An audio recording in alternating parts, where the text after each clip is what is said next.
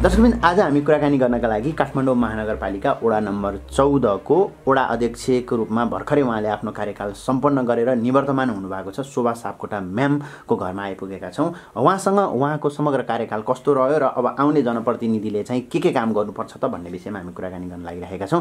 दिदी हजुरलाई स्वागत छ, नमस्कार कार्यक्रममा। नमस्ते। आराम हुनुहुन्छ? ठीक छ।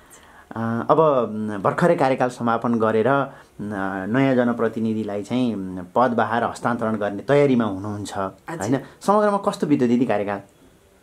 अब खास मैले भन्न पर्दा हाम्रो कार्यकाल एकदम म आत्मसन्तुष्ट छु।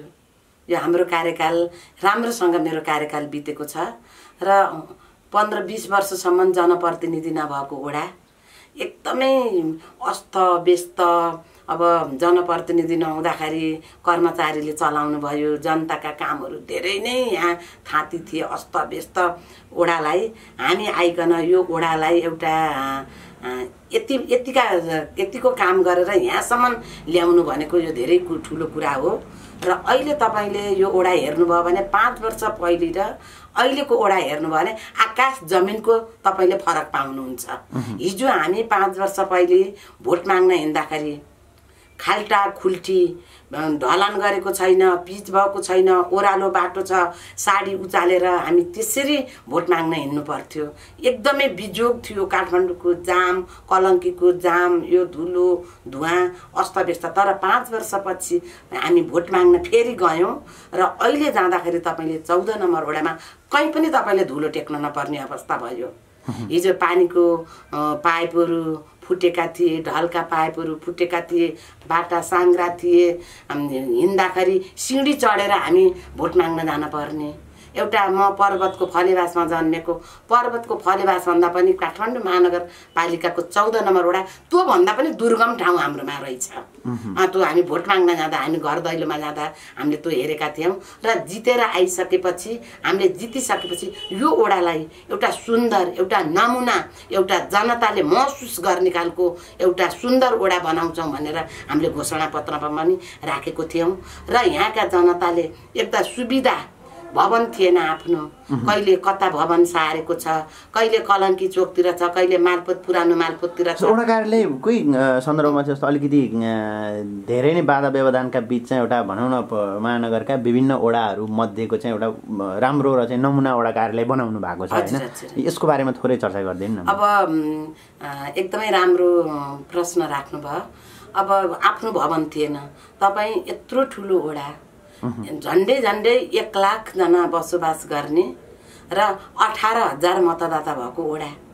यो वडामा यति धेरै काम गर्न पर्ने, काठमाडौँको प्रवेशद्वार कलङ्की यस्तो वडामा आफ्नो भवन छैन। हेर्नुहोस्, कहिले कता एउटा भन्छन् नि बिरालाले छाउरा सारे जस्तो के सारिरहन पर्ने। त्यहाँ कमिसनका पनि खेल हुने, त्यो एरियामा गयो त्यसको भाउ बढ्छ, त्यहाँ कति यो धेरै थियो। म वडाको अध्यक्ष नहुँदा पनि म सर्वदलीयमा जाने गर्थेँ। म नेकपा एमालेको एउटा कार्यकर्ताको नाताले म एमालेको सर्वदलीयमा म जाने गरेको थिएँ वडामा। त्यति बेला आफ्नो भवन नहुँदाखेरि मिटिङ बस्ने कोठा छैन, केही छैन, यस्तो अस्त र व्यस्त। कहिले कता छ, कहिले 1.5 वर्षमा सारे के वडा भवन। जनतालाई पनि कहाँ छ वडा भन्ने मेसै नहुने। त्यस्तो अवस्थामा सबैभन्दा पहिले हामीले जित्यौँ भने सबैभन्दा पहिले आफ्नो एउटा सुविधा सम्पन्न वडा बनाउँछु भनेर हाम्रो त्यो थियो के, त्यो एउटा परिकल्पना सपना थियो। अनि जिति पनि हालियो, हामी सबै टिमले जित्यौँ। जनताले, पार्टीले मूल्याङ्कन गर्यो, टिकट दियो, जनताले भोट हाल्नुभयो, हामीले जित्यौँ। जितिसकेपछि हामी भनेको जनताको जनप्रतिनिधि हो। वडा अध्यक्ष, वडा सदस्यहरू भनेका कुनै हाम्रो यो ठुलो घमण्ड गर्ने पद पनि होइन। हामी जनताको सेवा गर्ने, हामी जनताको सेवक हो भन्ने हिसाबले। र जितिसकेपछि फेरि एउटा के हुन्छ भने भाइ, हामी एमालेबाट जितेको, तर 14 नम्बर वडाको हामी अभिभावक, सबै वडावासीको अभिभावक हो नि। यहाँ पार्टीको कुरो हुन्न। वडा जनप्रतिनिधि, वडा अध्यक्ष भनेको चुनावका बेलामा आफ्नो ठाउँमा छ, जब हामी वडा कार्यालयमा गएपछि पार्टीले हामीले पैताला मुनि राखेर हामी भित्र छिर्न पर्छ। हामी पार्टी भन्न मिल्दैन, हामी वर्ग भन्न मिल्दैन, हामीले जात भन्न मिल्दैन, हामी गरिब धनी भन्न मिल्दैन, सोर्स लाउने कुरा हुँदैन। गरिबको काम कसले गर्ने त? ठुल्ठुलाको सोर्स लाग्यो। हामी जनप्रतिनिधि भएको महसुस जनतालाई हुन परेन? हामी कर्मचारी होइन नि त। त्यो महसुस जनतालाई गराउनु भयो जस्तो लाग्छ 5 वर्ष कार्यकालमा। त्यो महसुस मैले जनतालाई बनाएँ र आफ्नो भवन बनाउने एउटा सपना थियो। त्यो सपना देखेका थियौँ हामीले। त्यो सपना पनि हामीले पुरा गऱ्यौँ। हामीले धेरैतिर जग्गा खोज्यौँ। 14 नम्बर वडाको धेरैतिर जग्गा, अहिले जग्गा छ। जग्गा हुँदै पनि सेन्टरमा जग्गा चाहियो। एउटा खड्कुलेको पुलदेखि वहाँ खड्का गाउँको पिपलको रुख, यता कालीमाटी पुलिस चौकी, यतातिर दक्षिणतिर ट्युबगेट, उत्तरतिर मकालु पेट्रोल पम्प। यसलाई सेन्टर पर्ने जग्गा त चाहियो। एउटा खोलाका किनारमा सुकुम्बासी एरियामा थियो, त्यहाँ बनाएर पनि भएन। भोलि के हुन्छ? अनि खोज्दै जाँदाखेरि यहाँ भुवनेश्वरी मन्दिरको अगाडिपट्टि 8 आना 4 दाम पैसा जग्गा भेटियो। त्यो भेटिसकेपछि अब यो हामी सर्वदलीय हुँदा पनि अब भवन बनाउन पर्छ भनेर हामीले भनि पनि राखेका थियौँ, खोज्दै पनि हिँडेका थियौँ। त्यहाँ पनि पहिले हामीले खोजेको थियो, हामी सबै दलकाले। त्यति बेला पनि सम्भवै भएन। र हिजोका दिनमा पनि हिजो आउने मेयर, हिजोका वडा अध्यक्षले हामीभन्दा पहिलेकाले नि 4 ठाउँमा यो शिलान्यास पनि भएको थियो। किन हुनै सकेन के? यो 14 नम्बर वडालाई भवनको यो लेखेकै रहन्छ कि जस्तो पनि भयो के? त्यो त्यस्तो जहाँ गरो नहुने फेरि बनाउन थालो। मुद्दा पर्ने हेर्नु, मुद्दा पर्यो। यो गम्भीर कुरा छ। यस्तो मुद्दा पर्यो कि उच्च अदालतमा मुद्दा पर्यो। कुनै हालतमा यो भवन बनाउन दिँदैनौँ। यो भवन नेपाल सरकारको भवन जग्गा पनि होइन। यो एउटा गुठीको र अपाङ्गको जग्गा हो। यसमा किन वडा भवन बनाउने? नेपाल सरकारको जग्गै होइन भनेर मुद्दा हालिदिए। मुद्दा हालिसकेपछि बहस भयो, छलफल भयो, उच्च अदालतमा त्यो मुद्दा गयो। मुद्दा गइसकेपछि हामीले धेरै नै पहल गयौँ उच्च अदालतमा। म जिन्दगीमा मैले अदालत नदेखेको हेर्नु यो उमेरसम्म। अनि यो मुद्दा परिसकेपछि म उच्च अदालतमा गएँ र उच्च अदालतमा बहस हुँदा म आफै पनि बोलेँ। आफै बोलिसकेपछि पनि यो बनेन। फेरि पनि मुद्दाका 50वटा हाँगा हुन्छन् हेर्नु। न्यायाधीशले सित्तिमिति फैसला गर्दा रहन्छन् के? एउटा मुद्दा परिसकेपछि त्यो थाँती हुँदो रहेछ। त्यसलाई 1.5 वर्ष लाग्ने रहेछ मेरो विचारमा। यो कसरी यो मुद्दा फैसला भयो भन्ने कुरा यो मलाई थाहा छ, मेरो आत्मालाई थाहा छ। मैले अहिले धेरै यो भन्न पनि मिल्दैन। त्यहाँ मेरो उच्च अदालतको यति चाहिँ म भन्छु, उच्च अदालतको न्यायाधीश 14 नम्बर वडा निवासी मेरो रिलेटिभ, त्यो कारणले यो फैसला भएको छ। त्यो कारणले यो त शोभा सापकोटाको घर त होइन नि। शोभा सापकोटा त एउटा 5 वर्षको कार्यकालसम्म मैले मेरा जनतालाई सेवा गर्न आएको थिएँ। अब चुनाव भएपछि त म आउने कुरो मैले त अरूलाई हस्तान्तरण गर्नुपर्छ, आफै एउटै पदमा बसिरहन हुन्न भन्ने हिसाबले अहिले त म त्यहाँ हुँदैन नि त। आफ्नो कार्यकालमा त आफूले गर्नुपर्छ भन्ने मेरो सोचाइ र मान्यता त्यो थियो। र आफ्नै यही वडावासी न्यायाधीश र म आज यो भन्न पर्छ, उहाँको पनि भवन यही वडावासी त्यहाँ न्यायाधीश भइदिएको कारणले र यो मैले धेरै नै पहल गरेर जसरी भए पनि मेरो कार्यकालमा यो भवन बन्नुपर्छ भनेर म यति लागि परे। यदि यो ठाउँमा पुरुष भएको थियो भने यो भवन बन्ने नै थिएन। किन? महिला धेरै लागि पर्छन् हेर्नु। महिलाले काम गर्ने भनेपछि महिला गरेरै छोड्छु यो कुरो भन्ने हुन्छ। हेर्नुहोस्, महिला मेरै घरमा पनि पुरुषहरू हुनुहुन्छ। मैले पुरुषलाई मैले नराम्रो भन्न खोजेको होइन, किनभने यो संस्कार चिन्तन यो महिलाले चाहेपछि एकछिनमा काम हुन्छ, पुरुषले चाहे एक लाग्छ महिनौ भन्ने त एउटा उखान पनि छ कि छैन। त्यसैले गर्दा यति मरिमेटे मेरो म यो भवन नबनाएसम्म म भोलि टिकट पाम्ला नपाम्ला मेरो कार्यकालमा मैले वडा भवन जनतालाई सुविधा सम्पन्न भवन नबनाउने नै म मरे भने पनि मलाई एकदम पछुतो हुने छ। म भड्कने छु जस्तो मलाई त्यो लागेको हुनाले मैले यहाँ न्यायाधीशज्यूले उहाँको पनि धेरै ठुलो भूमिका छ। उहाँले तुरुन्तै डिसमिस गरिदिनु पर्यो। यो त्यसरी हुँदो रहन्छ। मैले अहिले सोचेको छु म भवनकै कुरा गर्छु। यो मुद्दा हालिसकेपछि 2-3 वर्ष लाग्दो रहेछ भाइ। हाम्रा महानगरका भवनहरू पनि त लागे नि। टेकुमा शिलान्यास गरेको अहिले मुद्दा छ कि छैन ल भन्नु। कहाँबाट बन्छन् मुद्दा हालिदिएपछि? यो धेरै ठुलो म एउटा सङ्घर्ष गरेर मेरो कार्यकालमा मैले जसरी पनि बनाउन पर्छ भनेर मैले धेरै ठुलो बलिदान गरेँ यो भवनको लागि र भवन बन्यो। मैले उच्च अदालतको न्यायाधीशलाई पनि मैले मुरी धन्यवाद दिन चाहन्छु। उहाँले आफ्नै वडावासी हुनुहुन्थ्यो उहाँ पनि धेरै लागि पर्नुभयो यसको लागि कसरी हुन्छ यो कुनै पनि अड्काउने काम गर्नु भएन र यी कारणले गर्दाखेरि यो भवन बनेको हो र 5 वर्षको कार्यकालमा मेरो आत्मा म सन्तुष्ट छु। हेर्नुस् मलाई मेरो जनताले मलाई जिताएर त्यहाँ पठाउनु भयो। त्यहाँ पठाएको यो 5 वर्षको कार्यकालमा हामी जनप्रतिनिधिहरूले जनताको सेवक भएर हामीले काम गरेका छौँ। यहाँ 1 पैसा खाने कसैसित दलाली काम गर्ने कसैसँग भ्रष्टाचारका कुरा गर्ने पैसा कमाउन पनि हामी गएको होइन। मान्छेको इतिहासमा 2टा कुरा हुन्छ कि एउटा पैसा कि दाम कि नाम। हामी चाहिँ नाम कमाउन गएको, म चाहिँ नाम कमाउन गएको हो। नाम कमाएरै छोडेको छु र म एकदम सन्तुष्टि पनि छु र हामीले घोषणा पत्रमा भने अनुसार 90% काम 14 नम्बर वडाको हामीले पुरा पनि गरेका छौँ। 5 वर्ष पहिले जुन घोषणा पत्रमा थियो नि बाटा साङ्ग्रा छन्, बाटा खोल्ने, ग्रिनेरी बनाउने, आफ्नो भवन बनाउने, करिडोरमा सबै पानी पसेको छ ती उकास्ने, ती खोला नालालाई रिटेनिङ वाल लगाउने, ढलान नभएकामा ढलान गर्ने, गल्ली गल्लीमा ब्लक छाप्ने, कालो पत्रे गर्ने, जाम कम गर्ने, 14 नम्बर वडा कलङ्कीको जाम कम गर्ने भन्ने यी विभिन्न थिए। अनि जनतालाई अनलाइन सिस्टममा ढालेर ढड्डा पल्टाउन नपर्ने त्यो गराउने र हाम्रा नागरिकहरूलाई ब्याङ्किङ सिस्टमको आफ्नै ब्याङ्किङ सिस्टम ब्याङ्क आफ्नै वडामा ल्याउने, आफ्ना क्लिनिकहरू आफ्नै वडामा ल्याउने, जनतालाई सुविधा दिने, ज्येष्ठ नागरिक आमा बुवाहरू ब्याङ्कमा धाउन सक्नुहुन्न, वडा काम गरेर हामीलाई वडैमा ब्याङ्क राख्दिने भन्ने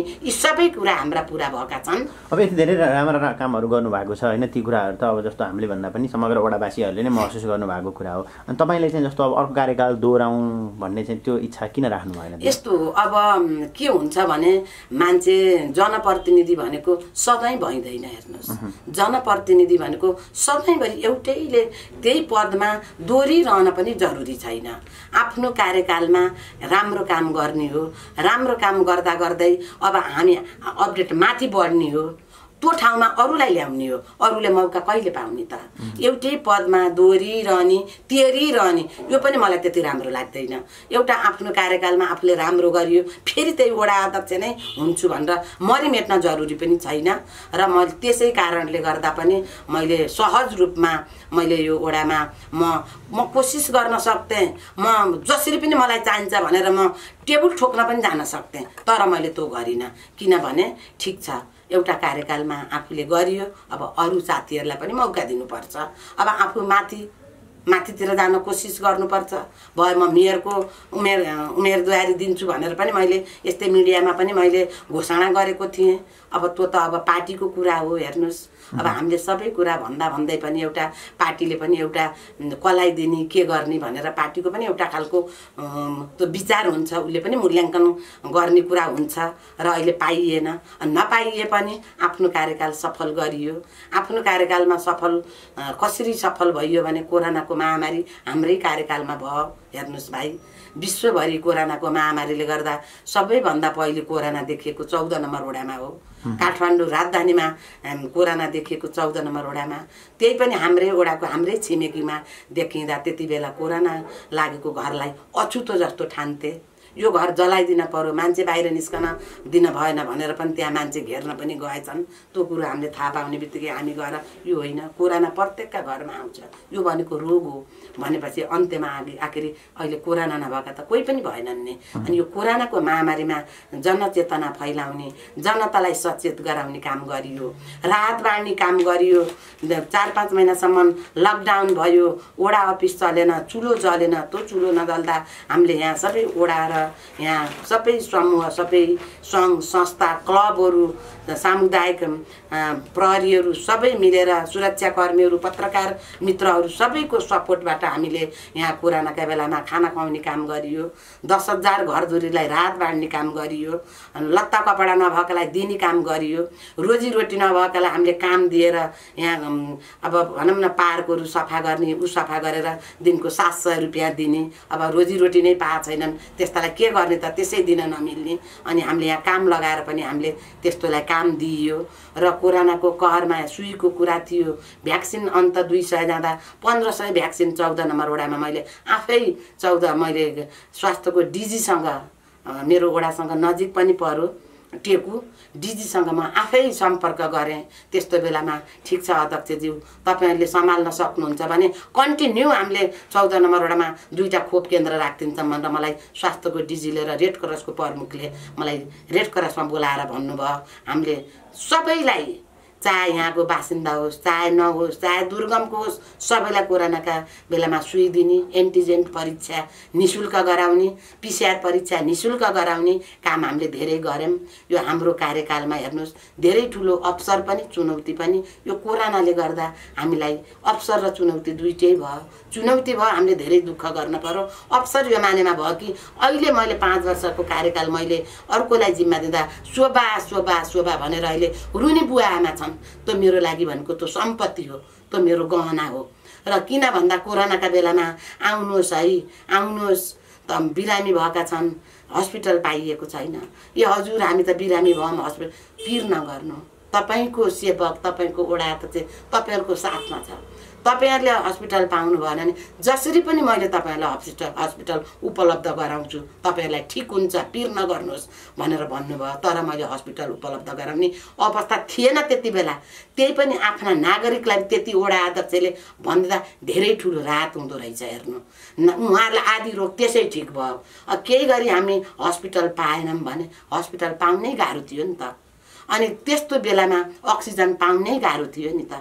त्यो बेलामा तपाईहरुलाई अक्सिजन चाहियो भने हाम्रो यहाँ पेट्रोल पम्पहरु छन् अक्सिजनका डिलर छन् जसरी पनि वडा अध्यक्ष र यहाँका हामी जनता मिलेर यहाँका स्वास्थ्य स्वयंसेविकाहरू महिला समूहहरू युवाहरू हामीले कुनै पार्टी वर्ग भनेनौं हामीले सबैलाई व्यवस्थापन समिति गठन गर्यौं विपद व्यवस्थापन समिति 101 जनाको गठन गरेर सबैसँग हातेमालो गरेर तपाईहरुलाई जसरी पनि हामीले अक्सिजनको पुगेन भने पनि ल्याउँछौं हस्पिटल पुग भएन भने पनि हाम्रो जिम्मा भनेसी आधा निको भयो भन्दा अहिले त्यो कुरो जनताले सम्झेका छन् अप्ठ्यारो बेलामा म 12-1 बजे मैले राति लास उठाउन गएको छु भाइ होम आइसोलेसनमा हाम्रा नागरिकहरू बितेका छन् कस्तो थियो अवस्था त्यति बेला भन्नु कति दर्दनाक अवस्था थियो अहिले हामीले बिर्स्यौं त्यो कुरो हामी कति दुखी थियौं त्यो बेलामा एक अर्कासँग हामी भेटिन मिल्दैन थियो त्यस्तो बेलामा अफिस लकडाउन हुँदा अफिस बन्द थियो घरबाट मैले यहाँबाट कहिले पनि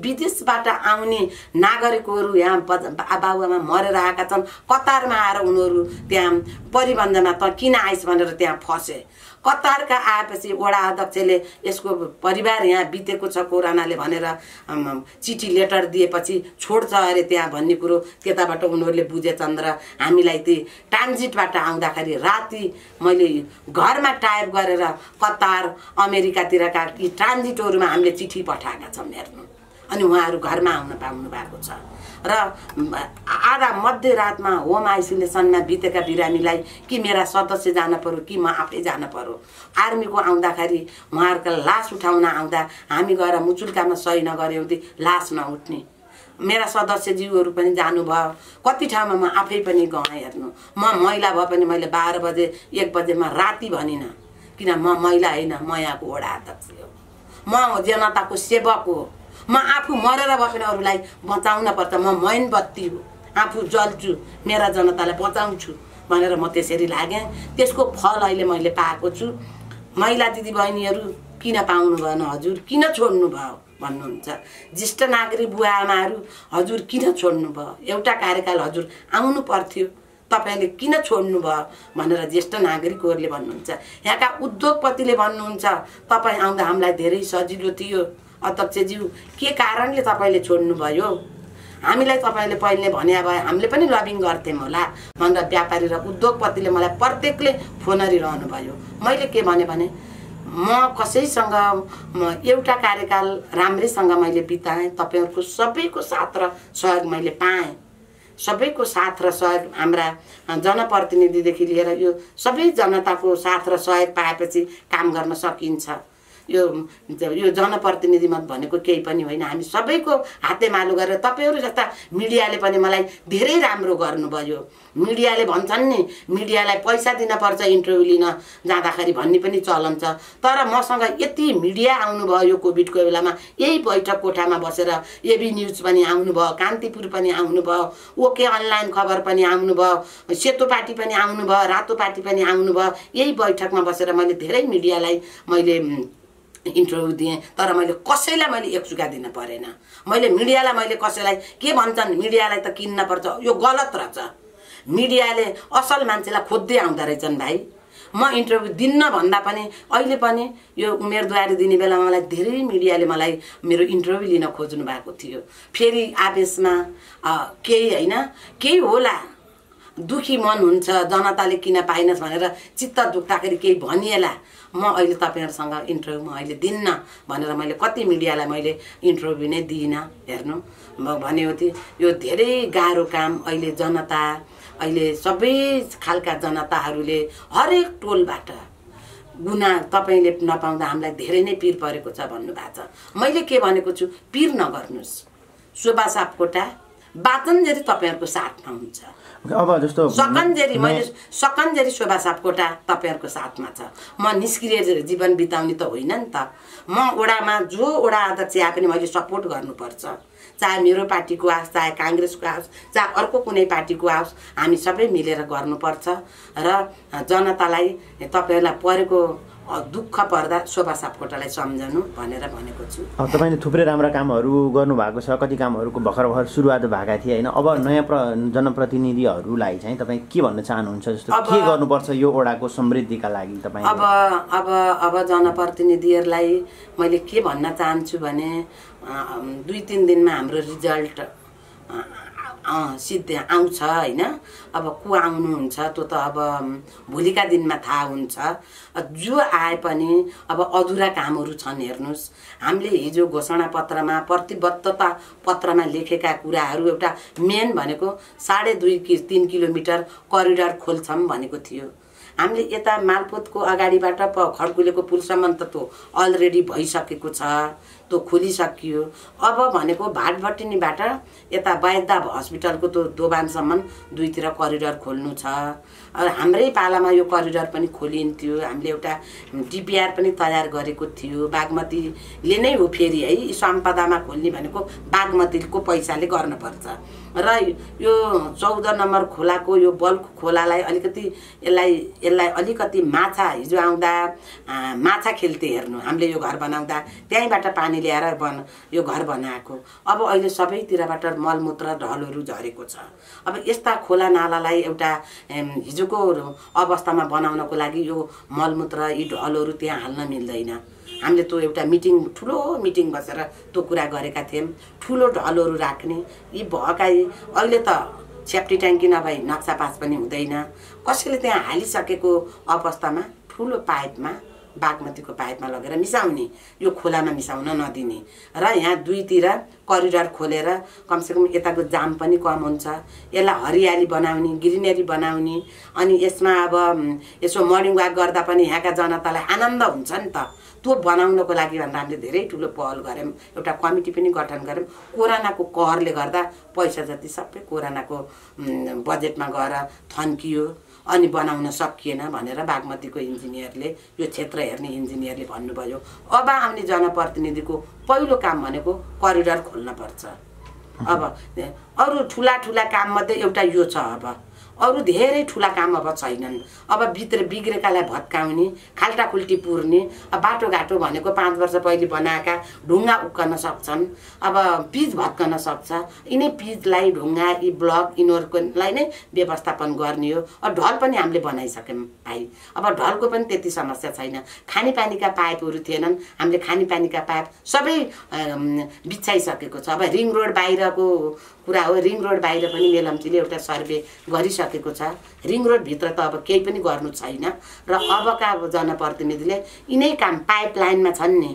अब हाम्रो ज्येष्ठ नागरिक भवन बनाउने हाम्रै कार्यकालमा भनेर बजेट छुट्टिएको छ। विभिन्न कारणले यो बन्न सकेको छैन। त्यो बजेट छुट्टियो, समितिमा पैसा पनि आइसक्यो। अब त्यो ज्येष्ठ नागरिकको शिवनगरमा एउटा हाम्रो पालामा यो बजेट छुट्टिएको यो भवन बनाउन पर्यो अनि तपाईँको कुलेश्वर महादेव मन्दिरमा 1,50,00,000 छुट्टिएको छ। कुलेश्वर महादेव मन्दिर भनेको हाम्रो 14 नम्बरको पुरानो मन्दिर। त्यो मन्दिरमा पनि हिजो हाम्रै कार्यकालमा छुट्टिएको हामीले व्यवस्थापन गरेका कुराहरू ती अब जनप्रतिनिधिले गर्नुपर्छ। कलङ्की मन्दिरमा पनि अस्ति क्षमा पूजा गऱ्यौँ, यहाँ पनि 60-65 लाख छुट्टिएको छ। कलङ्की मन्दिर देख्नुहुन्छ, हाम्रो कलङ्की मन्दिर हाम्रो सम्पदा इतिहास यही कलङ्कीको मन्दिरले गर्दा कलङ्की भनेर नाम रहेको छ। त्यो मन्दिरको अब त्यो ठेक्का पाइसकेको छ, त्यसलाई पनि व्यवस्थापन राम्रो गरेर अब आउने जनप्रतिनिधिले गर्नुपर्छ। र राम मन्दिरलाई पैसा छुट्टिएको छ, बजेट परिसकेको छ, त्यो कुरो पनि अब आउने जनप्रतिनिधिले गर्नुपर्छ। अब यिनै अब अधुरा कामहरूलाई अब 10% काम छन्, ती कामहरूलाई अब आउने जनप्रतिनिधिले पुरा गर्नुपर्छ। यो पुरा गर्नको लागि म हिजो जनप्रतिनिधि भएको नाताले मैले गर्नुपर्ने सपोर्ट मैले जो जनप्रतिनिधि आए पनि मैले सपोर्ट पनि गर्छु, सहयोग पनि गर्छु। यहाँका जनताको लागि, यहाँका जनतालाई एकदम सेवा दिनको लागि कुनै पनि अब आउने जनप्रतिनिधिले पनि कुनै पार्टी वर्ग लिङ्ग जात भात भनेर भन्न हुँदैन र यहाँको राम्रोसँग सेवा दिनुपर्छ। त्यो कुरो पनि म जो जनप्रतिनिधि आए पनि मैले आफूले गरेका काम उहाँहरूलाई पनि मैले सेयर गर्छु। उहाँहरूले मलाई सल्लाह लिनुभयो भने पनि म गर्छु, सल्लाह नै लिनु भएन भने पनि म भनेरै बोलेरै भए पनि म गर्छु। यही नै छ भाइ। हुन्छ, हस् म्याम, यो महत्त्वपूर्ण समयका लागि हजुरलाई धेरै धेरै धन्यवाद। समय दिनुभयो, हस्, धन्यवाद म्याम। हस्, नमस्कार। अब मलाई यो नागरिक पोस्टले पहिले पनि मलाई आएर मेरो इन्टरभ्यू लिएर मलाई धेरै नै सपोर्ट गर्नुभएको छ। आज पनि यो अन्तिम अवस्था अब पर्सि त रिजल्ट आउँछ। अब मेरो कार्यकालभरिको के भयो भनेर मेरै घरमा आउनुभयो, आएर मलाई इन्टरभ्यू लिइदिनु भयो। म यहाँहरूप्रति धेरै धेरै आभारी छु र भोलिका दिनमा पनि मैले तपाईँहरूलाई एउटा निष्पक्ष काम गर्ने पत्रकारहरू, देशको चौथो अङ्ग हो पत्रकार भनेको, सत्य तथ्य र निष्पक्ष काम गर्ने मिडियाप्रति जहिले पनि हामी आभारी छौँ। यहाँहरूलाई धेरै धेरै धन्यवाद दिन्छु। हुन्छ, हस्, नमस्कार। हस्।